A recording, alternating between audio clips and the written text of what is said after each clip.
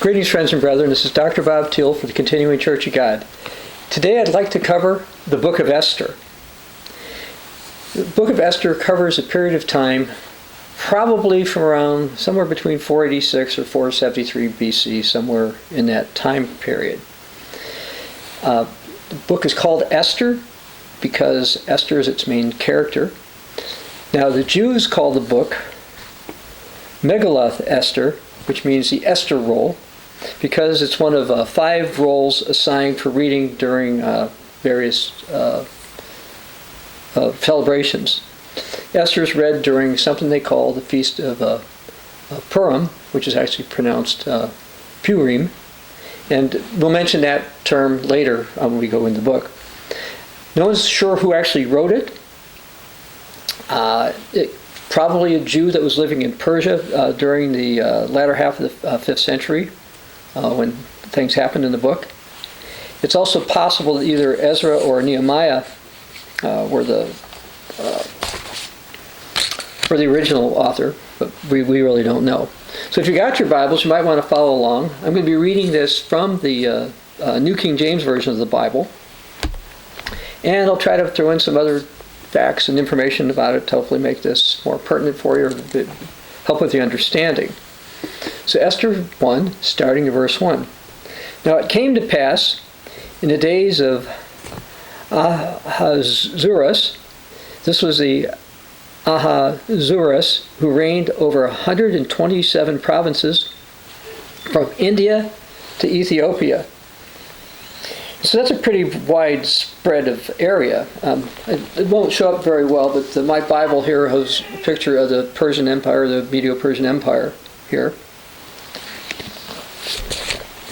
And so going from Ethiopia, which is in Africa, all the way over to India, so this was a substantial empire, and we'll get to a little more about that later. In those days, when King Ahasuerus sat on the throne of his kingdom, which was in Shushan, the citadel, that in the 3rd year of his reign, he made a feast for his officials. So since he began around 486 BC, we believe this therefore started, this particular proclamation would have been 483. Made a feast for all his officials and servants, the powers of Persia and Media, the nobles and the princes of the province being before him. To this day, we think that the Medes are probably in part of Russia and Ukraine area, when he showed the riches of his glorious kingdom. So one of the things that some of these rulers would do when they had a big celebration was show their treasury or their military or their clothes or whatever things they had to show around. Riches of his glorious kingdom, and the splendor of his excellent majesty for many days, 180 days in all. That's a long party. It's a 6-month long party. When the days were completed, the king made a feast lasting 7 days for all the people who were present in Shushan and the citadel, from great to small. So first it was only a limited party, now it's got everybody in it. In the court of the garden of the king's palace. And there were white and blue linen curtains fastened with cords of fine linen and purple, and silver rods and marble pillars. Now, we don't think too much about this these days, but dyes were very expensive to make, purple particularly. Blue was also pretty expensive to make. Anyway, marble pillars, and the couches were of gold and silver on a mosaic pavement of alabaster, turquoise, white, and black marble. So the turquoise has been fairly expensive as well as the alabaster and even the marble. And they served drinks in golden vessels. Well, gold was always expensive, particularly rare back then. Each vessel being different from the other, with royal wine in abundance, according to the generosity of the king. In accordance with the law, the drinking was not compulsory. So in other words, the king had all this alcohol, but you didn't have to drink it. Okay, if it made your stomach upset, you didn't like it, you didn't want to get drunk, or you didn't want to drink much of it, you didn't have to.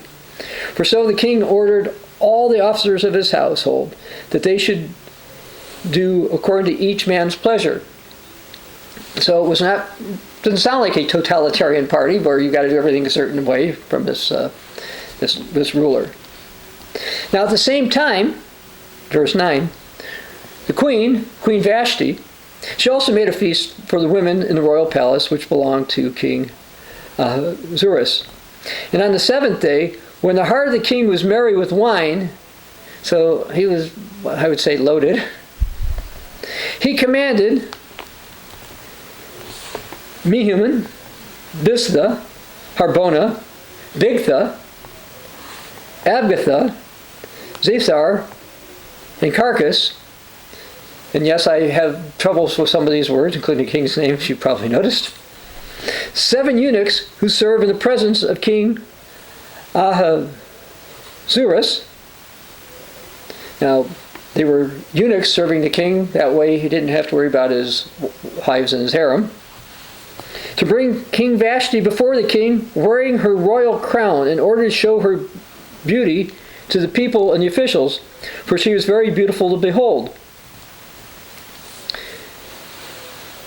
Now the next verse, but Queen Vashti refused to come at the king's command brought by his eunuchs. Therefore the king was furious and his anger burned within him. Now there were a couple of things I've read as to why she didn't come. One was, according to something called a Targum, which was written hundreds of years later, this is Arabic, said the king expected her to come wearing nothing except the crown. The other, which I've had more support on, because that other one is fairly questionable, is that the custom of the people at the time were that in these types of celebrations, the males and the females were to be separate.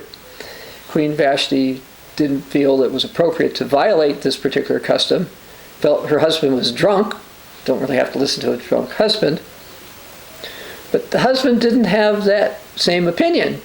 As we see, he was just furious. Verse 13.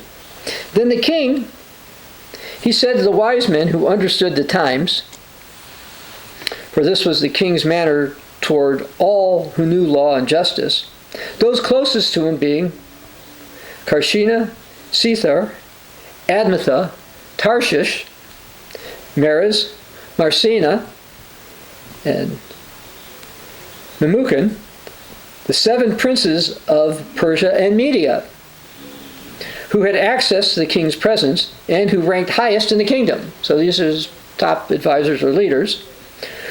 So he says, what should we do to Queen Vashti according to the law, because she did not obey the command of King Ahasuerus brought to her by the eunuchs? So what are we supposed to do? And Memucan answered before the king and the princes, says, listen, Queen Vashti has not only wronged the king, but also all the princes and all the people who are in the provinces of King Ahasuerus. So this is a big thing. This is a bad thing. This is a really bad thing. For the queen's behavior will become known to all women, so that they will despise their husbands in their eyes when they report King Ahasuerus commanded Queen Vashti to be brought before him, but she did not come. This very day, the noble ladies of Persian Media will say to all the king's officials that they have heard of the behavior of the queen. Then there will be excessive contempt and wrath. So they're worried about some type of I'll call it a feminist movement rising up. So they were very concerned about this. It wasn't just the king that was insulted. They said, look, you can't let this go, king, because this is going to cause problems everywhere. So it says, verse 19, if it pleases the king, we'd like a royal decree to go out from you. Let it be recorded in the laws of the Persians and the Medes, so it will not be altered. So you're going to put out something, and you can't change your mind about this. All right? If you're going to do this, this is what you should do, because you should make sure everybody knows what you're going to do is permanent. Okay? This is not an acceptable behavior from the queen. So it will not be altered, that Vashti shall come no more before King Ahasuerus, and let the king give her royal position to another who is better than she. So they felt by the queen refusing, she's now qualified, she can't be queen, that's it, that's done, she's over. Verse 20. When the king's decree, which he will make, is proclaimed throughout all his empire, for it is great. I'll talk about that in just a moment. All wives will honor their husbands, both small and great, or great and small. So it says, look, it isn't just a problem for the king and the nobles and the princes. It's going to be all the way down to the poor people. Poor wives are going to say, why should I listen to you? You're not the king. Vashti didn't listen to the king, and you're just I don't know, some type of day laborer or whatever you may be. But you're not the king. The king's important, and you're not like him. So, king said, no, it wasn't that serious. No, that's not what the king thought. Verse 21.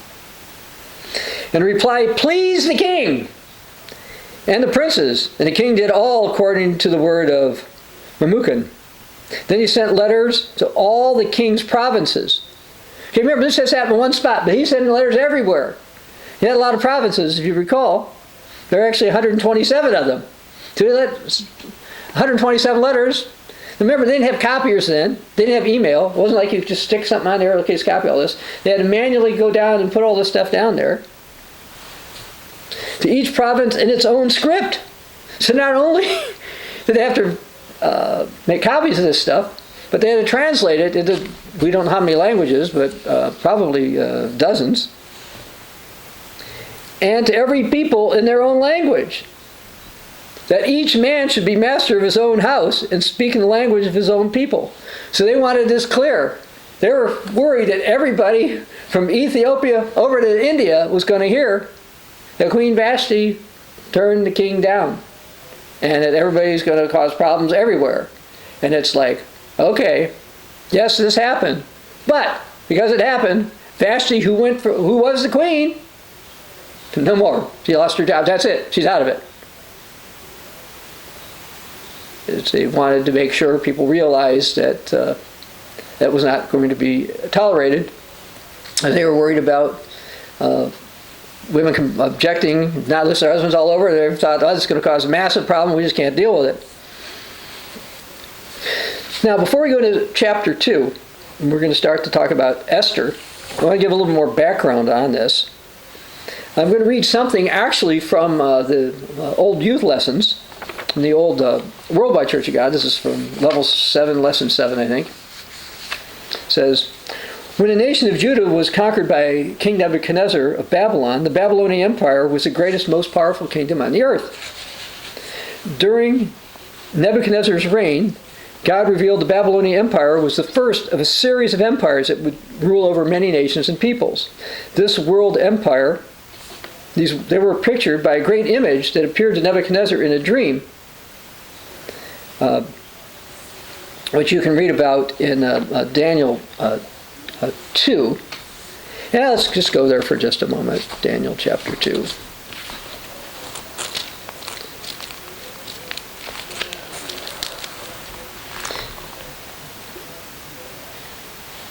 And so in Daniel chapter 2 verse 1 talks about he had this dream. He was very troubled.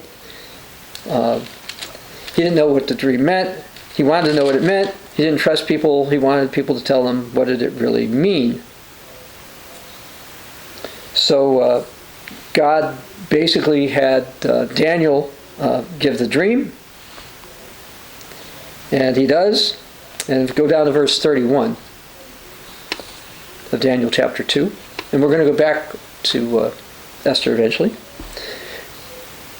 You, O king, were watching, behold, a great image. This great image, whose splendor was excellent, stood before you, and its form was awesome. This image's head was of fine gold, its chest and arms of silver, its belly and thighs of bronze, its legs of iron, its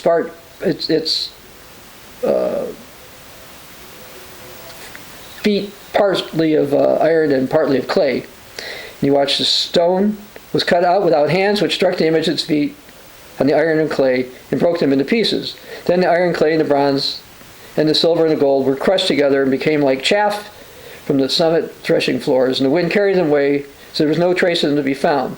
The stone that struck the image became a great mountain and filled the earth. Okay, so that's what he saw. And how we'll get to the relevance of it here is kind of his background, verse 36. This is a dream.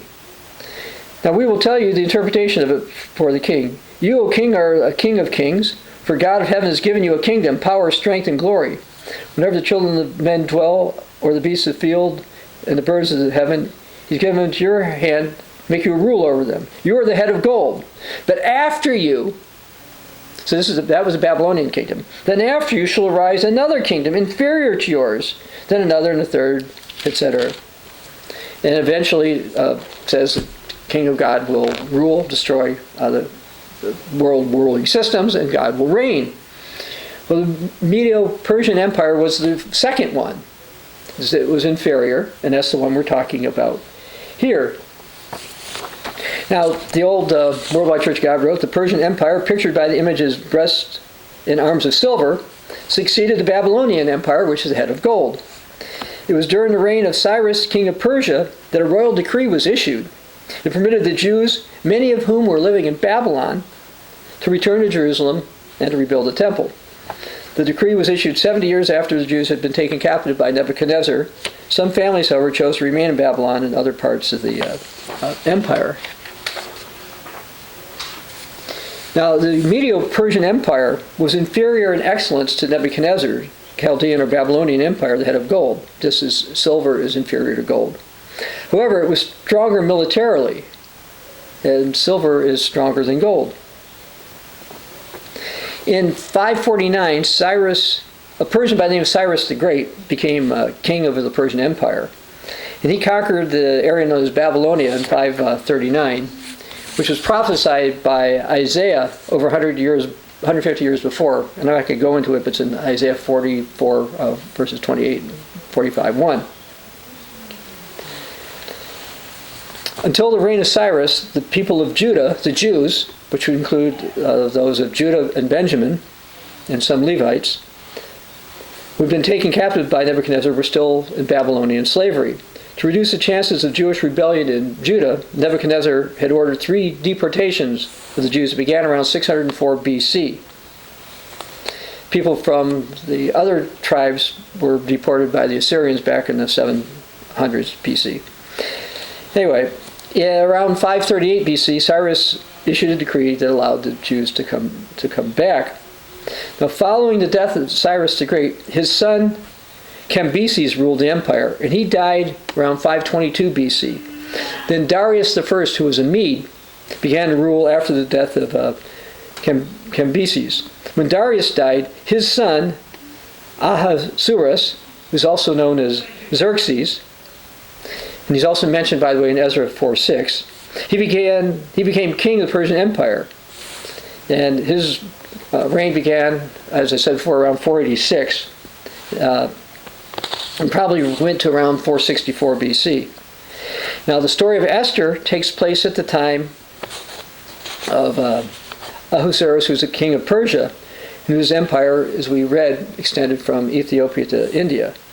And during his reign, many of the Jews who didn't return to Palestine lived within the 127 the provinces of the Persian Empire.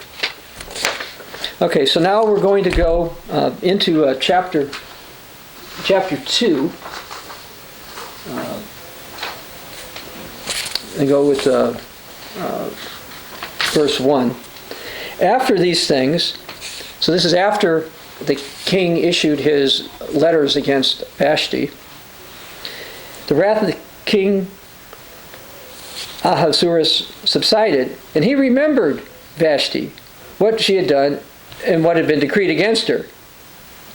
So he's starting to have second thoughts, but he's not allowed to change things. Then the king's servants who attended him said, "We got an idea.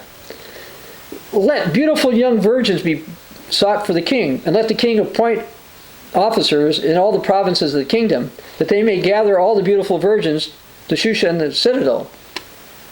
Well, that's going to be a lot of gals. 127 provinces, and you're supposed to bring the beautiful young gals from them. That's quite a few. Bring them to the women's quarters under the custody of Haggai, the king's eunuch, custodian of the women. Let beauty preparations be given them. Let the young woman who pleases the king be queen instead of Vashti. This thing pleased the king, so he did so. So he thought, this is a good idea. I'm going to get a whole bunch of wives. In Shushan, the citadel, there was a certain Jew. His name was Mordecai.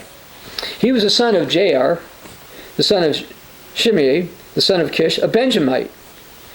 Kish had been carried away from Jerusalem with the captives who had been captured with Jeconiah, the king of Judah, whom Nebuchadnezzar, the king of Babylon, had carried away. Now verse 7. And Mordecai had brought up Hadassah, that is Esther. That's another name for her. His uncle's daughter, for she had neither father nor mother. Now let me say, some translations have Mordecai as her uncle.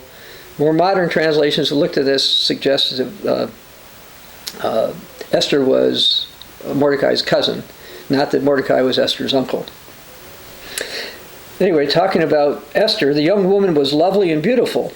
When her father and mother died, Mordecai took her as his own daughter. So he was probably older than her. So it was, when the king's command and decree were heard, and when many young women were gathered at Shushan, the citadel, under the custody of Haggai, that Esther was also taken to the king's palace into the care of Haggai, the custodian of the women. Now the young woman pleased him, and she obtained his favor. Probably because how she lived, probably not how she looked, because all the gals are supposed to be beautiful or whatever they brought there. So he readily gave beauty preparations to her, besides allowance. Then 7 choice maidservants were provided for her from the king's palace, and moved her and her maidservants to the best place in the house of the women. Now Esther had not revealed her people or family, for Mordecai had charged her not to reveal it. So nobody knew that she was a Jewish Benjaminite. Every day Mordecai paced in front of the court of the women's quarters to learn about Esther's welfare.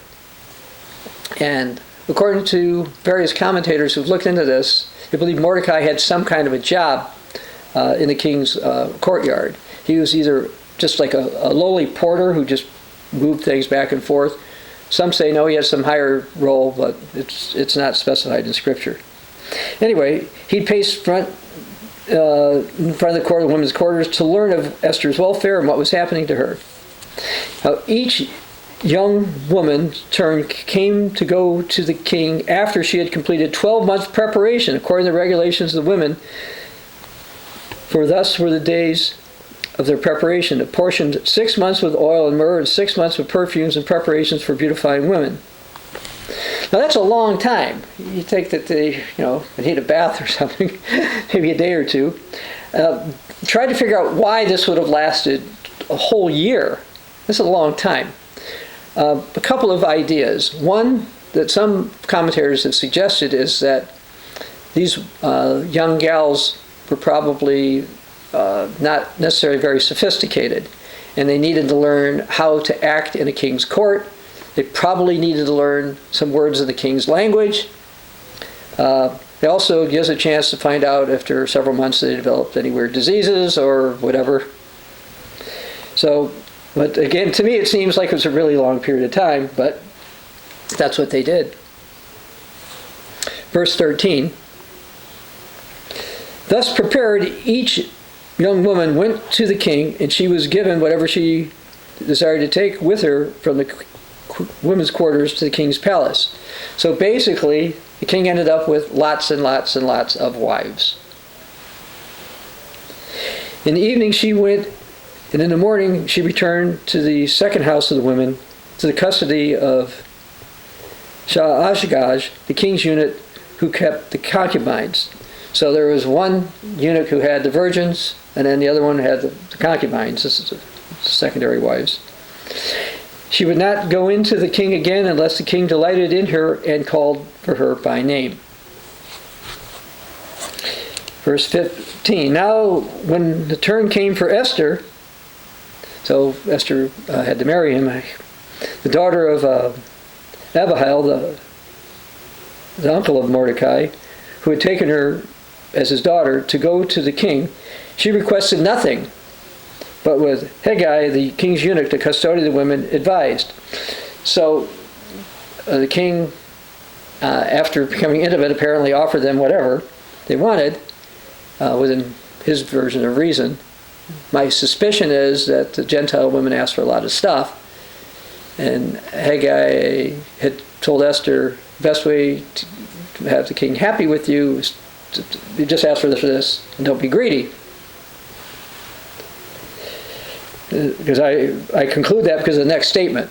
It says, and Esther obtained favor in the sight of all who saw her. And that would include the king. Verse 16. So Esther was taken to King Ahasuerus into his royal palace in the 10th month, which is the month of Tebeth, in the 7th year of his reign. So that's going to be, from 46, that would be 479 then.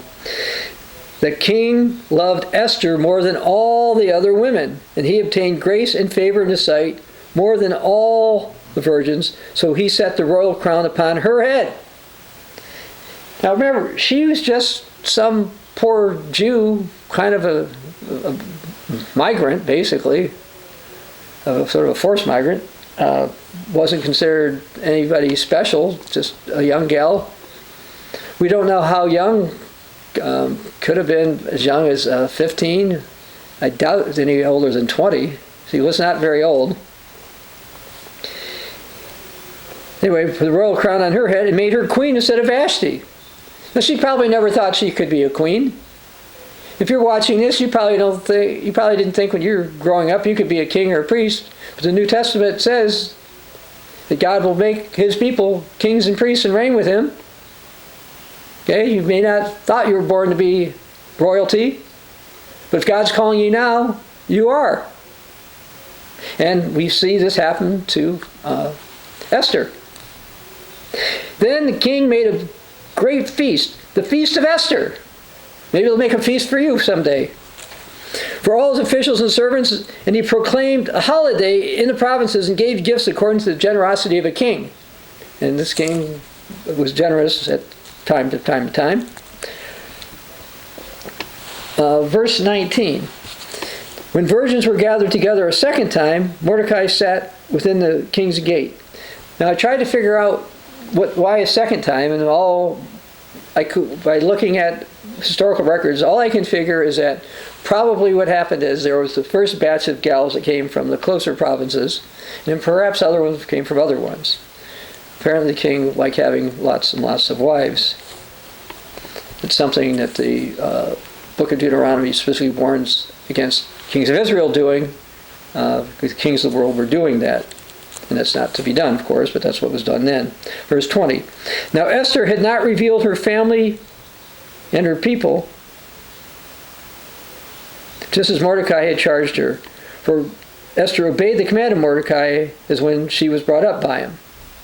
He sat within the king's gate. He had given her instructions, and she listened. She didn't say, look, I'm now queen.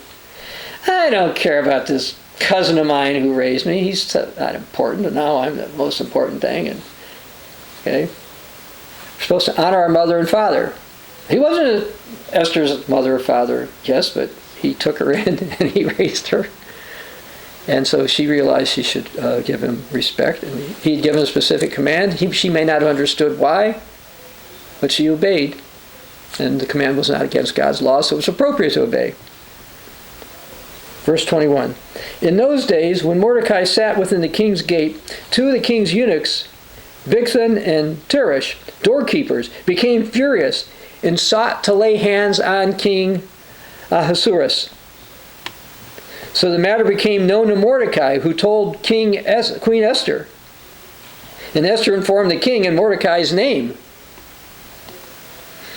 And when an inquiry was made into the matter, it was confirmed, and both were hanged on the gallows. And it was, as it was written in the Book of Chronicles, in the presence of the king.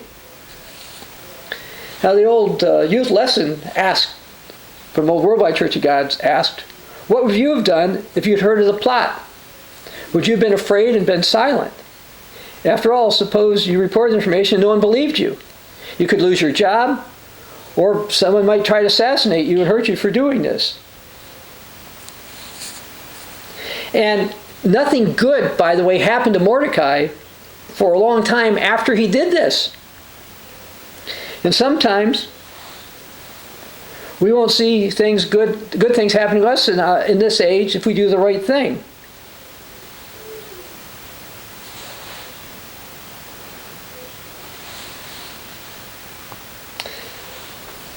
But I want to go to Hebrews chapter 6. We're going back to Esther, but I want to go to Hebrews 6. Sorry for the delay on my notes. Scribbled some stuff down I want to go over here. Hebrews 6. I keep missing it. There we go. Hebrews 6, and I'm going to go down to verse 10.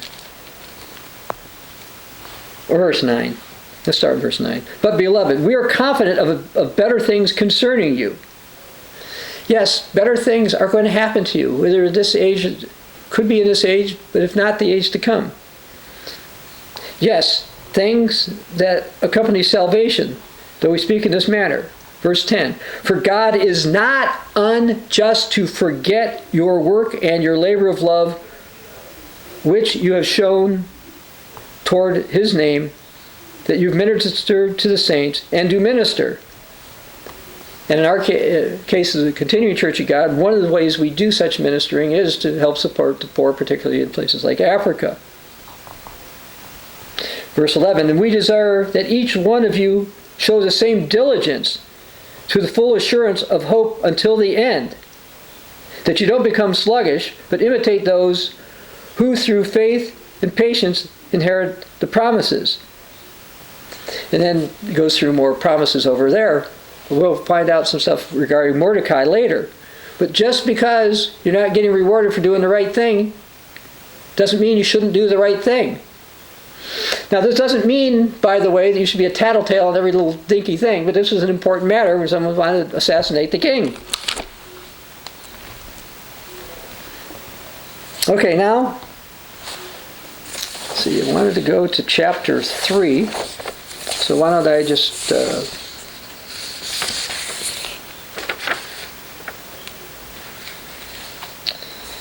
say this. After these things, King Ahasuerus promoted Haman, the son of Haman the Agagite, and advanced him and set his seat above all the princes who were with him, and all the king's servants who were within the king's gate bowed and paid homage to Haman. And this is one of the reasons why they feel that Mordecai worked for the king, because he was within the king's gate. And we can see that the king's servants are within the gate. For so the king commanded concerning him. But Mordecai would not bow or pay homage. Then the king's servants who were within the gate said to Mordecai, why do you transgress the king's command? So obviously they're saying this applies to you too. You work for the king, you're in the king's court, you got to do this. That happened when they spoke to him daily, he would not listen to them. When they told it to Haman to see whether Mordecai's words would stand. For Mordecai said he was a Jew. So I don't have to do this because I'm a Jew. We've got a situation in the place like the United States now that people are saying you have to perform abortions or do transgender mutilation or surgeries and stuff. And people say, but I'm a Christian, or I believe the Bible, or whatever. And in various governments, including the United States, are trying to say, so what? But Mordecai said, basically, I'm not doing it because I'm a Jew. There are certain things we don't do because we're Christians. Verse 5, when Haman saw Mordecai did not bow or pay homage, Haman was filled with wrath. But he disdained to lay hands on Mordecai. alone. For they told him of the people of Mordecai. He's a Jew. There's other Jews, aren't there? Yes. If we just get rid of Mordecai, then we got all these other Jews. And maybe they won't bow down to me and worship me because I'm the great Haman. Instead, Haman sought to destroy all the Jews who were throughout the whole kingdom of Ahasuerus. He wanted to destroy the people of Mordecai. Now in the first month, which is the month of Nisan, otherwise known as Abib, the month, for example, we keep Passover, in the 12th year of King Ahasuerus, they cast Pur, that is, the lot, before Haman to determine the day and the month until it fell in the 12th month, which is the month of Adar. So they cast lots. The old Worldwide Church of God said that God made this happen to the lot to be much long way down the line. It doesn't fall until the 12th month. Now verse 8. Then Haman said to King Ahasuerus, now there's a certain people. They're scattered and they're dispersed among the people in all the provinces of your kingdom. So there's 127 provinces, you got these people. And their laws are different from all other people's. And they don't keep the king's laws. Okay? So instead of saying, look, I'm offended because Mordecai won't bow down to me because I am the great one. These are troublemakers.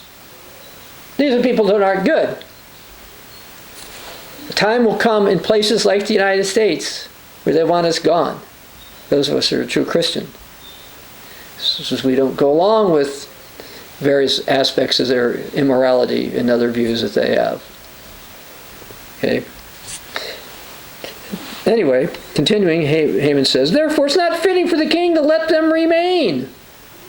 If it pleases the king, let a decree be written that they be destroyed. And I'll pay 10,000 talents of silver into the hands of those who do the work to bring it into the king's treasuries. Now, 10,000 talents of silver. I tried to price that yesterday, and it's something like Haman was given like $24 million. So he was a rich dude. $24 million, okay? Don't know how he got it. Probably military conquest or whatever. But he has that much extra. He hated the Jews so much because of Mordecai. Look, he's going to give all this money to get rid of them.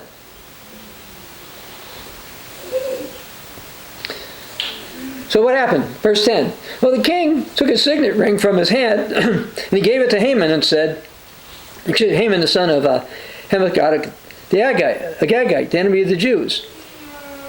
Now, before going further, I want to mention something else. And that is that God had wanted the children of Israel to destroy these type of people, the people that Haman descended from. I'm trying to look for something in my notes. I'm not finding it, so I'm going to go to 1 Kings, I think chapter 15 is what I want. And I'll read something from there. 1 Kings.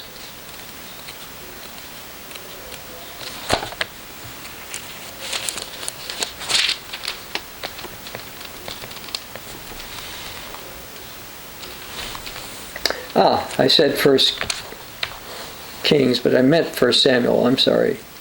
Now that I go to 1 Kings, I see it's 1 Samuel. And I apologize, I don't see where I put a note on here, but I did have a note. I had it in my notes for this. If you go to 1 Samuel 15, verse 1, Samuel said to Saul, the Lord sent me to anoint you king over his people, over Israel. Now therefore heed the voice of the words of the Eternal, or Yahweh. Thus says the Lord of hosts, I will punish Amalek for what he did to Israel, how he saw and ambushed him on the way when he came up from Egypt. Now go attack Amalek, not only destroy all they have, don't spare them. Kill both man and woman, infant, and nursing child, sheep, camel, and donkey. So they got together to fight.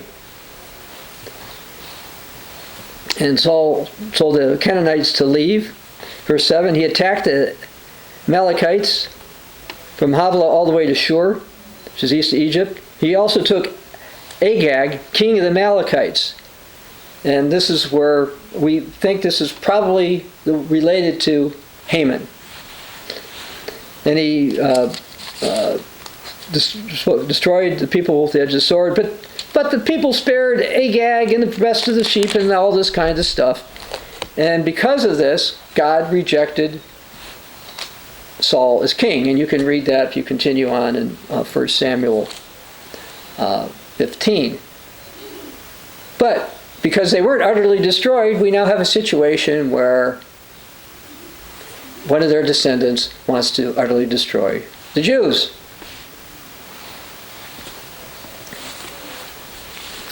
Anyway, in verse 11, the king said to Haman, the money and the people are given to you, do with them as it seems good to you. So whether it was all necessarily all of Haman's money or just all from the kingdom, either way, they've agreed to pay to get rid of the Jews. Verse 12, then the king's scribes were called on the 13th day of the first month, and the decree was written according to all that Haman had commanded. To the king's satraps, to the governors who over each of the provinces, the officials of all the people, of every province according to script, and every people according to their language. In the name of King Ahasuerus it was written and sealed with the king's signet ring.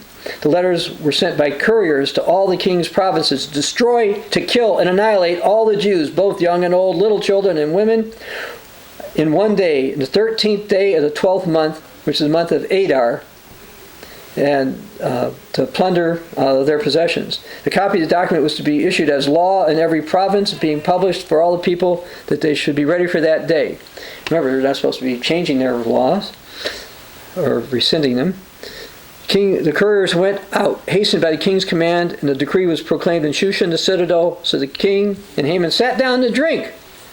But the city of Shushan was perplexed. Okay, so the city of Shushan is like, we got all these Jews here. We're supposed to kill them all? Verse 4. When Mordecai learned all that happened, he tore his clothes, put on sackcloth and ashes, and went out in the midst of the city. He cried out with a loud voice and a bitter cry. He went as far as the front of the king's gate, for no one can enter the king's gate clothed with sackcloth. And in every province where the king's command decree arrived, there was great mourning among the Jews, with fasting, weeping, wailing, and many lay in sackcloth and ashes. And later you'll find that God heard their cries and fastings. Verse 4. So Esther's maids and eunuchs came and told her, and the queen was deeply distressed. She sent garments to clothe Mordecai, to take his sackcloth away from him, but he wouldn't accept them. Then Esther called Hathach, one of the king's eunuchs whom he had appointed to attend her, and he gave him a command concerning Mordecai to learn what and why this was. So she only knew at this stage that Mordecai was in sackcloth and ashes, didn't know why. So Hathach went out to Mordecai in the city square, who was in front of the king's gate. Mordecai told him all that happened to him and the sum of money that Haman had promised to pay in the king's treasury to destroy the Jews.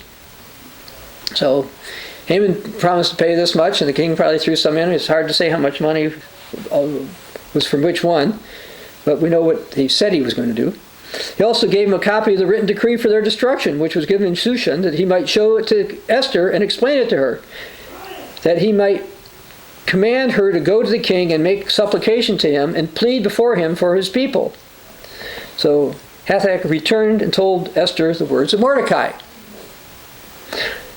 Now, remember, Mordecai, this time, he was one aspect of the king's area, so he knew some about the kingdom. But now you got Esther, who's been queen for some period of time, who's got a better idea of what it's like in the inner palace.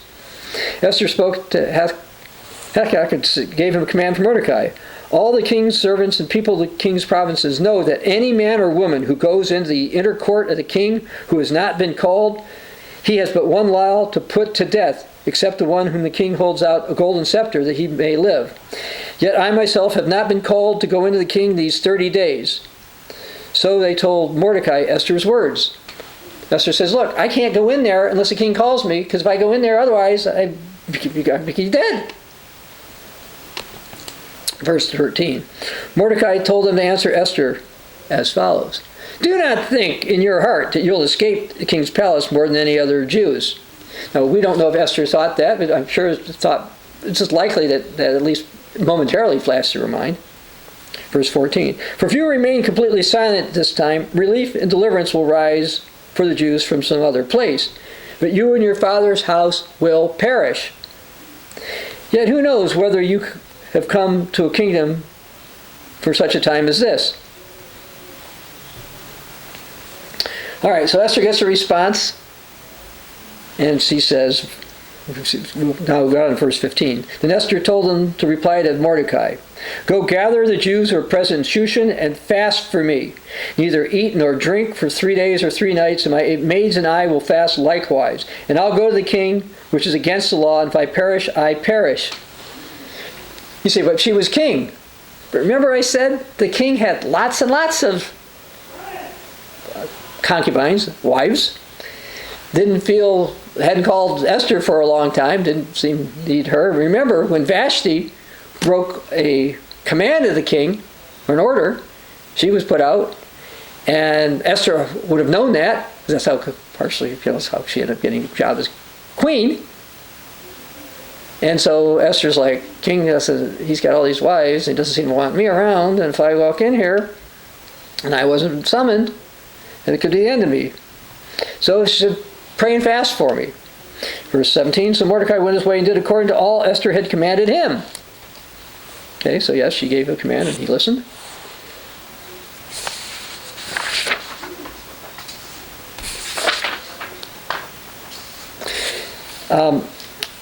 One comment from the old Worldwide Church got about this was that Esther must have greatly loved Mordecai and her people to be willing to risk her life to save them. Let's go to John 15, verse 13. See some of Jesus' words regarding love.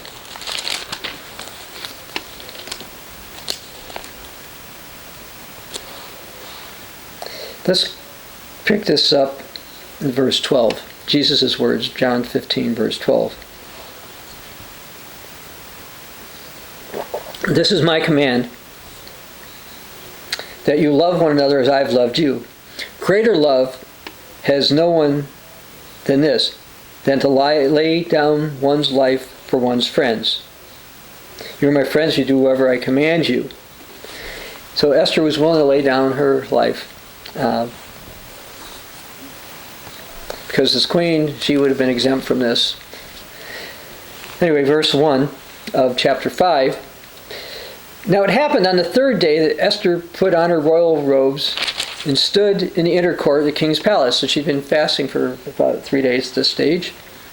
Across the king's house, while the king sat on his royal throne in the royal house facing entrance to the house. So it was when the king saw Queen Esther standing in the court that she found favor in his sight. The king held out to Esther the golden scepter that was in his hand. Then Esther went near and touched the top of his scepter. Okay, so the king decided that she was going to live. Verse 3. So the king knew this was kind of an odd thing for her to do this. And the king said to her, what do you wish, Esther? What's your request? It will be given to you even up to half of the kingdom. So, even though he hadn't called Esther for a while, he apparently really cared for her. Verse 4. Esther answered, if it pleases the king, let the king and Haman come today to a banquet I prepared for him. The king said, bring Haman quickly, that he may do as Esther said. So the king and Haman went to the banquet that Esther had prepared. Verse 6. At the banquet of wine, the king said to Esther, what's your petition? It'll be given to you. What's your request? Up to half of the kingdom. It shall be done. Esther answered and said, my petition request is this. If I found favor in the sight of the king, and it pleases the king to grant my petition and fulfill my request, then let the king and Haman come to the banquet which I will prepare for them. Tomorrow I'll do as the king said. So this I always thought was a little unusual about this story. I've always enjoyed reading the Book of Esther. I've read through the Bible, I don't want to brag, so I won't say many times, but many, many, many times. And I always kind of get a smile when I get to Esther because I know the basic parts of the story. But this has always been a little bit puzzling to me. I still don't know why. I have a guess. That why he had one banquet and then she's going to have another one.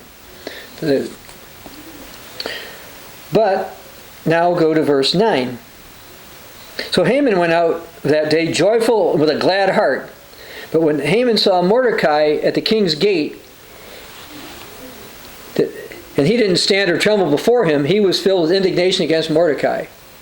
I mean, this is the reason why God would have allowed it to happen this way, but I still don't know why Esther was moved that way, but apparently somehow God moved Esther to have a kind of a delay. Nevertheless, Haman restrained himself. He went home and he called for his friends and his wife Zeresh. Then Haman told them of his great riches. I told you he was really rich to be able to give that kind of money. The multitude of his children. So he probably had multiple wives. And everything to which the king had promoted him, and how he advanced above all the officials and servants of the king. He was now number 2 guy, top dog, other than the king. Moreover, Haman said, besides, Queen Esther invited no one but me to come to the banquet that she prepared. And tomorrow I'm again invited by her, along with the king. So he should be happy. But yet all of this avails me nothing, so long as I see Mordecai the Jew sitting in the king's gate. I can't be happy because of this. He could be, but his pride was getting in the way. Then his wife Zeresh and all his friends said, hey, let a gallows be made 50 cubits high. That's about 75 feet. In the morning, it suggests the king that Mordecai be hanged on it, then go merrily to the king, with the king to the banquet. And this thing pleased Haman, and he had the gallows made. So there was enough time between having dinner one night and dinner the next night to go and do this. However, something happened. Chapter 6, verse 1. The king could not sleep. God didn't allow the king to sleep. So one was commanded to bring the book of the records of the Chronicles, and they were read before the king. So this is the Chronicles of the records of his things happened during his kingdom. Verse 2, and it was found written that Mordecai had told of Bigthana and Teresh, 2 of the king's eunuchs, the doorkeepers who had sought to lay hands on King Ahasuerus. And the king said, what honor or dignity has been bestowed on Mordecai for doing this? Okay? King forgot all about it. Nobody knew about it. Nobody cared. Mordecai thinking, I'd save the king's life, and that never happened, but whatever. And the king's servants who attended him said, well, nothing's been done for Mordecai. Nothing's been done for him. Verse 4. So the king said, who's in the court? Now Haman had just entered the court of the king's palace to suggest to the king to hang Mordecai on the gallows that he prepared for him. Remember, he was going to go by in the morning to get this guy dealt with. The king's servants said to him, Haman is there standing in the court. And the king said, let him come in. So Haman didn't just walk in, because wait for the golden scepter. He was in the court, and the king's courtiers said, hey, Haman's here. The king said, let him come on in. So Haman came in. The king asked him, what shall be done for the man whom the king delights to honor? Haman thought in his heart, whom the king delight in to honor more than me. And Haman answered the king, for the man whom the king delights. That's probably why the king asked Haman for this, because figured Haman would know what he'd want. Let a royal robe be brought, which the king has worn, and a horse upon which the king has ridden, and a royal crest placed on its head. Let this robe and the horse be delivered to the hand of one of the king's most noble princes, that he array the man whom the king delights to honor. Then parade him on horseback throughout the city square, and proclaim before him, thus shall be done to the man whom the king delights to honor. The Bible warns about pride. Haman had it. Let's go to Proverbs 11, starting verse 2. Read a couple of things about pride.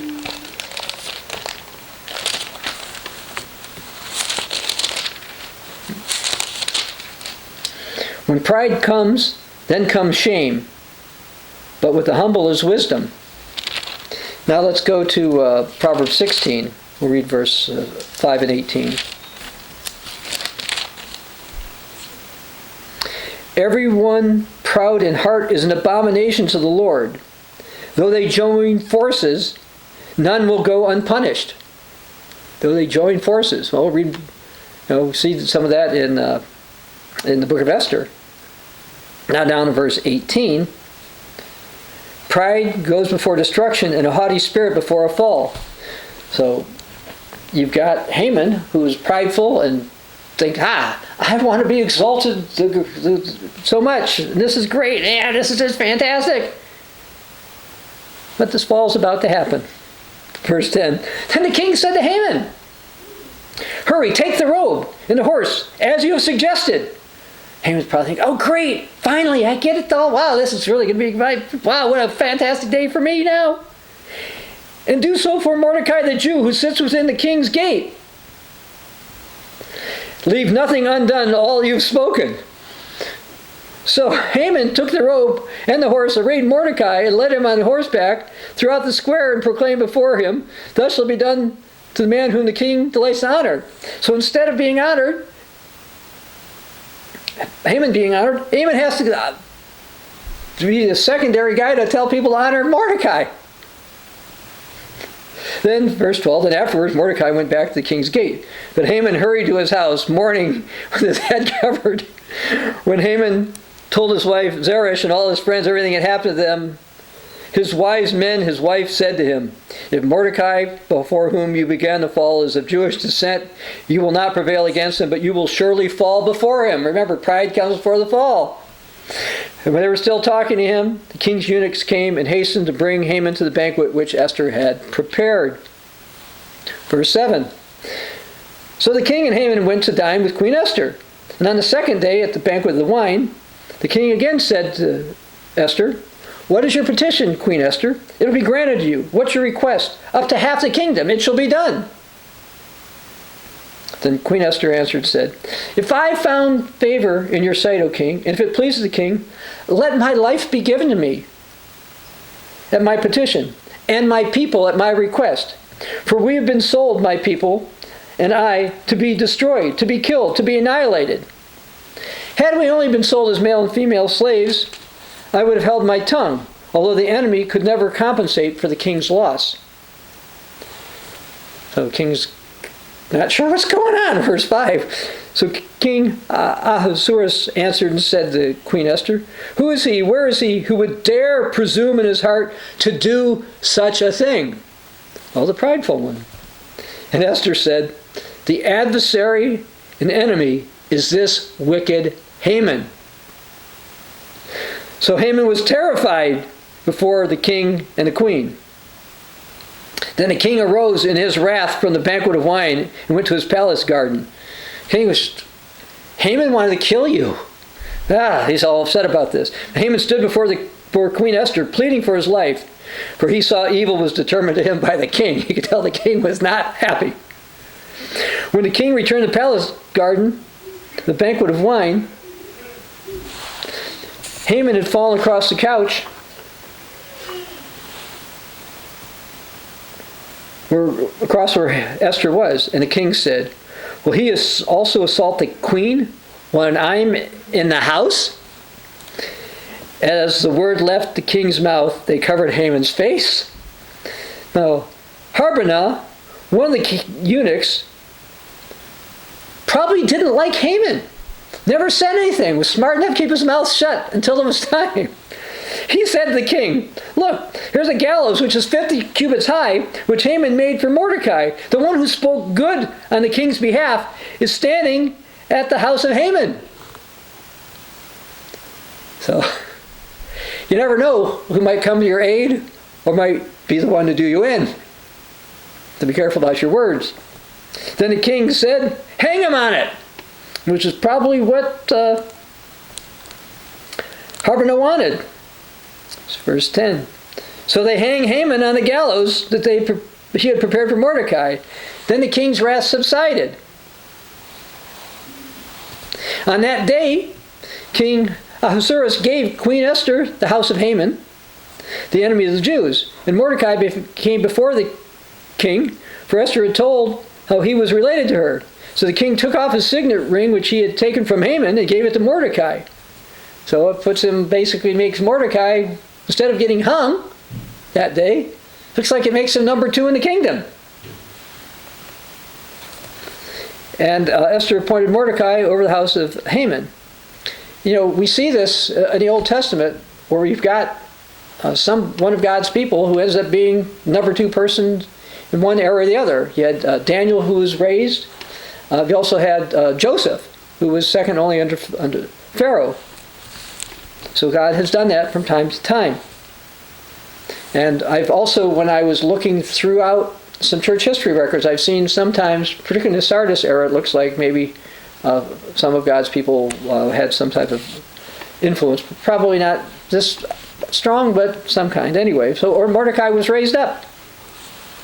Verse 3. Now Esther spoke again to the king, fell down at his feet, and implored him with tears to counteract the evil of Haman the Agagite, the scheme which he had devised against the Jews. The Agagites, remember King Agag, the one who was supposed to be the Agagites were supposed to be destroyed, the Amalekites. And the king held out the golden scepter toward Esther, so she took a chance again. So Esther arose and stood before the king and said, "If it pleases the king, and if I found favor in his sight, and the thing seems right to the king, and I'm pleasing in his eyes, let it be written to revoke the letters devised by Haman, the son of Hammedatha the Agagite, which he wrote to annihilate the Jews who are in all the king's provinces. For how can I endure to see the evil that will come to my people? Or how can I endure to see the destruction of my countrymen?" Verse 7. Then King Ahasuerus said to Queen Esther and Mordecai the Jew, "Indeed, I've given Esther the house of Haman, and they have hanged him on the gallows because he tried to lay his hand on the Jews. You yourselves write a decree concerning the Jews as you please, in the king's name. Seal it with the king's signet. For whatever is written in the king's name and sealed the signet, no one can revoke." So he didn't revoke what he did before, but he says, "Why don't you write something else?" So the king's scribes were called at that time in the 3rd month, which is the month of Sivan, the 23rd day. And it was written according to all that Mordecai commanded. So Mordecai now gets to figure out, how do we deal with this, since we can't undo the other one? "To the Jews, the satraps, the governors, and all the princes of the provinces from India to Ethiopia, 127 provinces in all, to every province in his own script, to every people in their own language, and to the Jews in their own script and language." So they get it, the Jews get an extra part. Every one of these letters, if we're going to send, will also have something in, this has been either Hebrew or Aramaic. And he wrote in the name of King Ahasuerus, and sealed it with the king's signet ring, and sent it by couriers on horseback, riding on royal horses bred from swift steeds. By these letters, the king permitted the Jews who were in every city to gather together, protect their lives, to destroy, kill, and annihilate all the forces of any people or province that would assault them, both little children and women, and to plunder their possessions. On one day, in the provinces of King Ahasuerus, on the 13th day of the 12th month, which is the month of Adar. So the day they're supposed to be killed, the king says, "Okay, well, you get to defend yourselves." Now, understand, by this time, the Jews had a pretty good idea who their enemies were, because there was a long time from when this decree was initially issued. And people probably said, "Yeah, you wait, you're going to get it, you Jew. We're going to get you people." So Jews had an idea. Some people really hated their guts. Verse 13, "A copy of the document was to be issued and decree in every province and published for all the people, so the Jews would be ready on that day to avenge themselves on their enemies. The couriers who rode on royal horses went out, hastened and pressed by the king's command. The decree was issued in Shushan the citadel. So Mordecai went out from the presence of the king in royal apparel of blue and white, and had a great crown of gold, and a garment of fine linen and of purple, and of the city of Shushan rejoiced and was glad." So Mordecai, who was in sackcloth and ashes, has now been exalted. The Jews had light and gladness, joy and honor.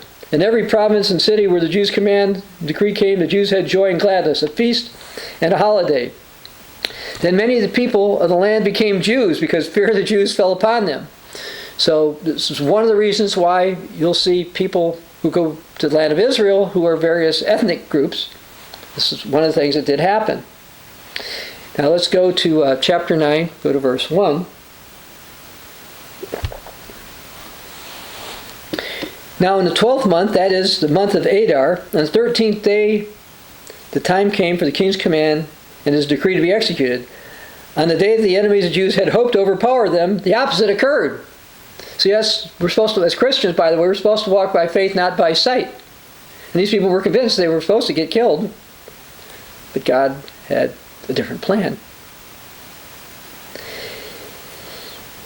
And the Jews themselves overpowered those that hated them.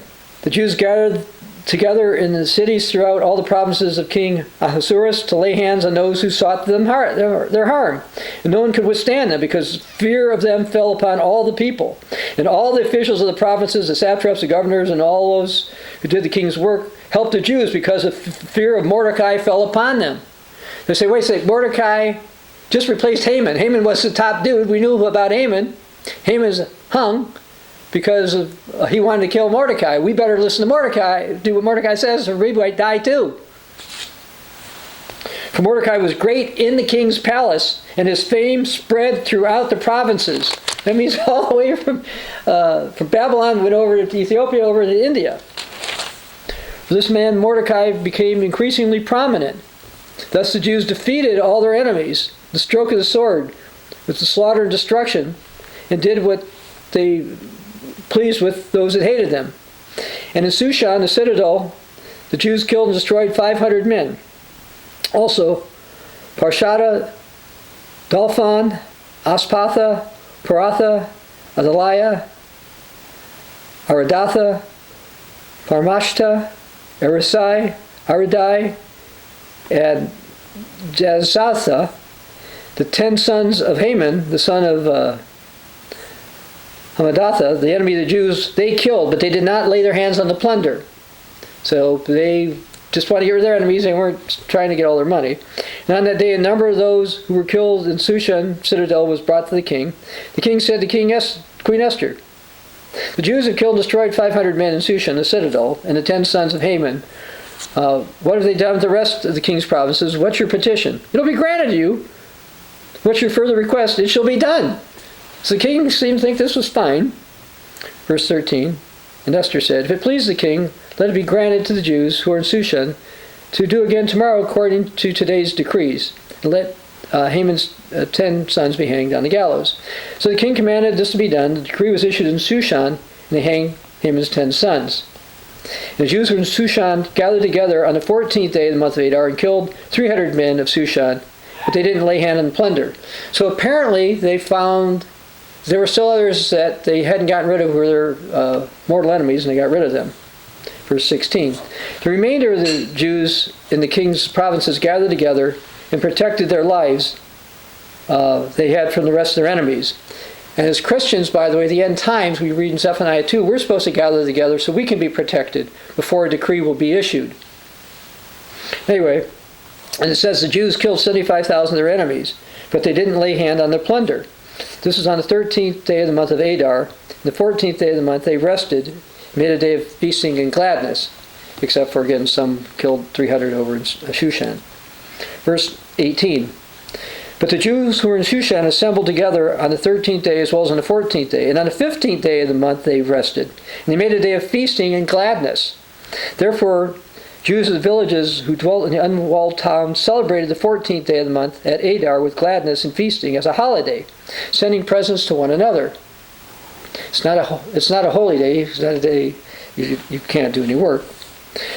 It's a national holiday. Verse 20. And Mordecai wrote these things and sent the letters to all the Jews, near and far, who were in all the provinces of King Ahasuerus, to establish among them that they should celebrate yearly the 14th and 15th day of Adar, the days which the Jews had rest from their enemies, as the month which was turned from sorrow to joy for them, and from mourning to a holiday, that they should make them days of feasting, of joy, sending presents to one another, and gifts to the poor.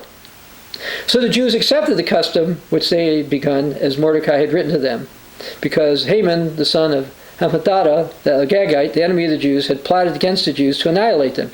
And they cast pur, that is a lot, to consume them and destroy them. But when Esther came before the king, he commanded by letter that this wicked plot which Haman had devised against the Jews should return to his own head. and he and his sons would be hanged on the gallows. Verse 26. So they called these days Purim, and so you'll hear it called Purim. But as I say, when I looked at this, it's actually pronounced Purim, after the name Pur, or casting the lots. Therefore, because of all the words of this letter which they had seen concerning the matter, what had happened to them, the Jews established and imposed it upon themselves and their descendants, and all who had joined with them without fail, that they should celebrate these 2 days every year, according to the written instructions and according to the prescribed time, that these days should be remembered kept by the Jews throughout every generation, every family, and every province, and every city, that these days of Purim should not fail to be observed among the Jews, that the memory of them should not perish among their descendants. And in modern times, we've heard things such as the Israeli Prime Minister Benjamin Netanyahu worried that Persian descendants, which are people in Iran, may want to destroy the Jews with nuclear weapons or whatever. They don't want this to happen, that the Jews will turn against them before it can happen. And he has cited the Feast of Purim and Esther related to this a time or two. Anyway, going back to chapter 9, verse 29. Then Queen Esther, the daughter of Abihail, with Mordecai the Jew, wrote with full authority to confirm the second letter about Purim.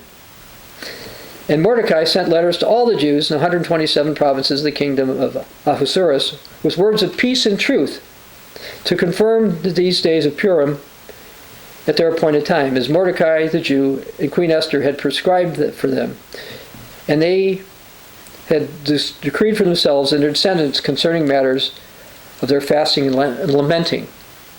So the decree of Esther confirmed these matters of Purim and was written in the book. Now the last chapter, which is very short, which is the 10th chapter here. And King Ahasuerus imposed tribute on the land and on the islands of the sea. Now all the acts of his power and his might, and the account of his greatness, and the account of the greatness of Mordecai, to which the king advanced him, are they not written in the book of the Chronicles of the kings of the Media and Persia? For Mordecai the Jew was second to King Ahasuerus, and was great among the Jews, and well received by the multitude of his brethren, seeking the good of his people, and seeking peace for all his countrymen. And that will be a difference between the kingdom of God with the political ruler compared to political rulers today. They will seek the good of the people. Now, if you think about Esther, nobody would have expected this young woman, the daughter of some kind of a captive, would rise up, would become queen, or save people. It didn't look possible when Haman's decree went out that the Jews would survive. But instead they thrived, and their enemies were defeated.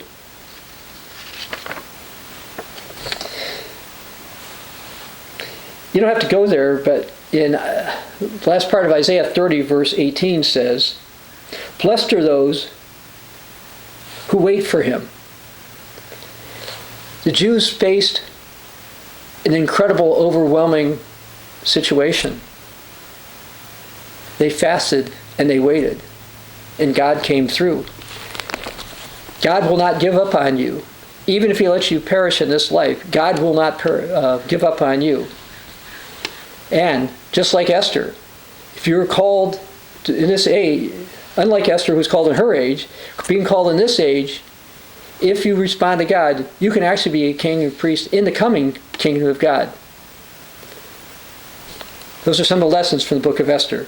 This is Dr. Bob Thiel for the Continuing Church of God.